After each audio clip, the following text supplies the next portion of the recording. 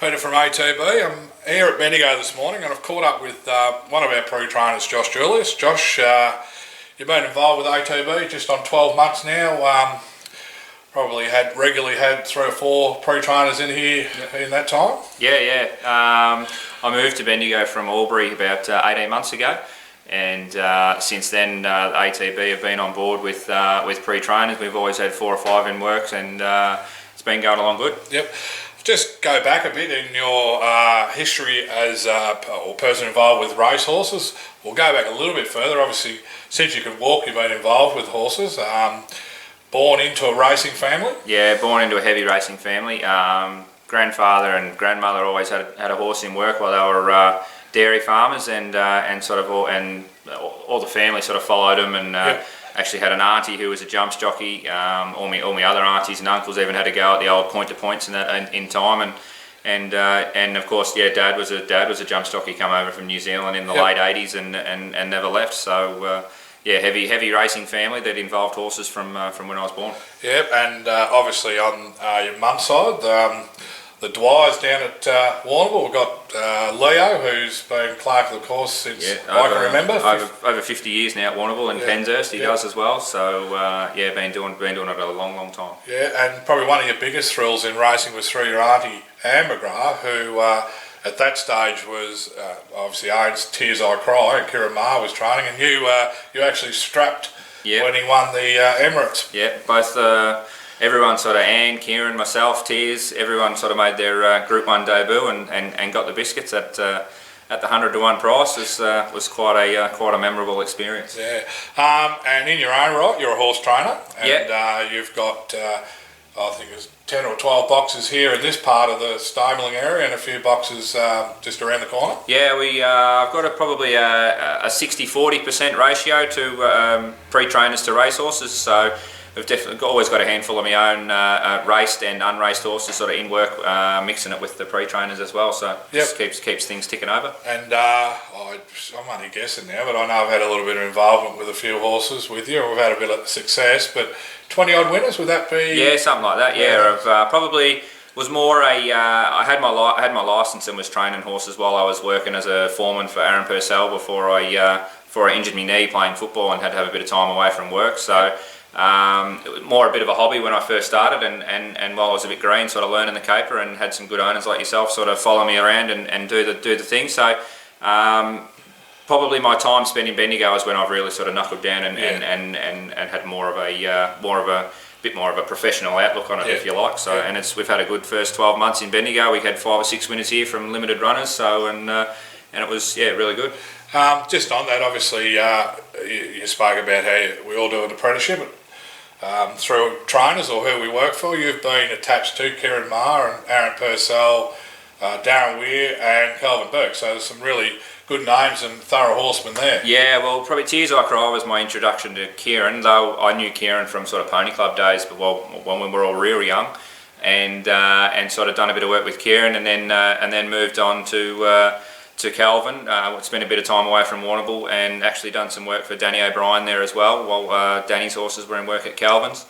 And then from there come home and had a foreman job with Aaron Purcell, and had a few good horses there like St Jean and those sort of types go through the mould there, and then I moved away to Albury after my knee was done and done 12 months with Brett Kavanagh, doing a lot of breaking in and all that sort of stuff with Peter Moody's horses, and then decided I want to be in Victoria and set up in Bendigo. It was sort of really central location and could prosper my business with not just my race horses but also the pre-trainers. Yep, we'll get to that now, the pre-training side. Obviously that's the involvement you've got with ATB at the moment, and just for our owners, obviously a lot are probably reasonably aware of how we go about the process, but what's you got a method that's that you stick sort of tried and true with? Yeah, it seems to be pretty good. Darren's always very open about what stages the horses are at when they get here, so they might have just come back from the breaker, or they might have been in the system for a while. So, but as a rule, we sort of spend a couple of days with them in the round yard, getting to know them and just letting them settle in from their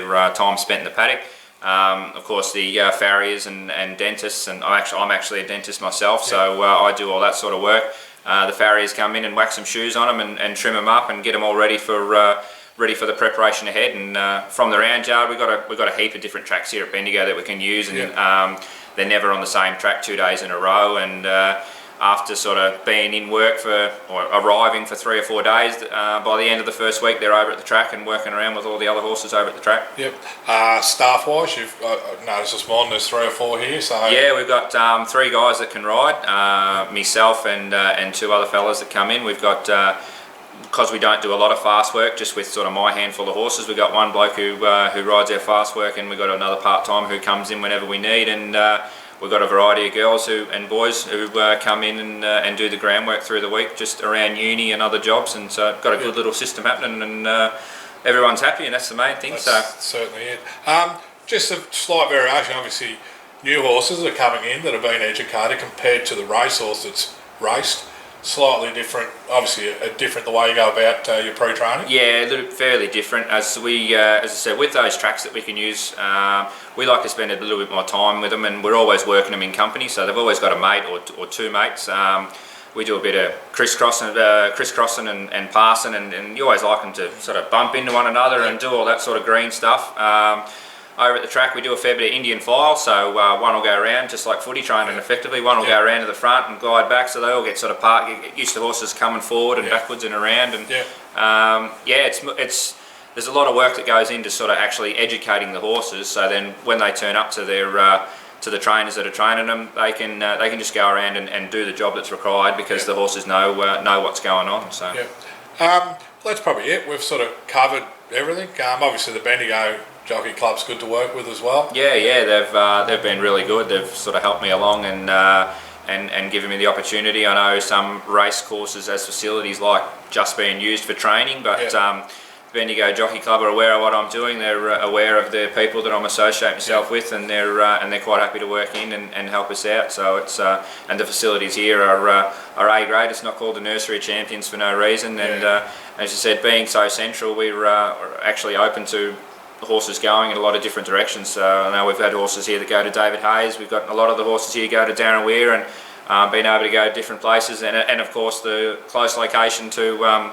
Manning Tree Park is certainly a benefit as well. So terrific. All right, Josh. Well, thanks for that. Bit of insight for our owners. Obviously, we see a lot of names. We don't always see the faces, but thanks for your time this morning, and good luck. And hopefully, the next ATB champions prepared initially here at your stable environment. Absolutely, yeah, me too. It certainly gives us, all the staff here, a big thrill to see the horses go from their early stages here onto racing, and we always keep an eye out for them, and hope you all do well with them. No worries, and all the best with your training side of it as well. Thank you.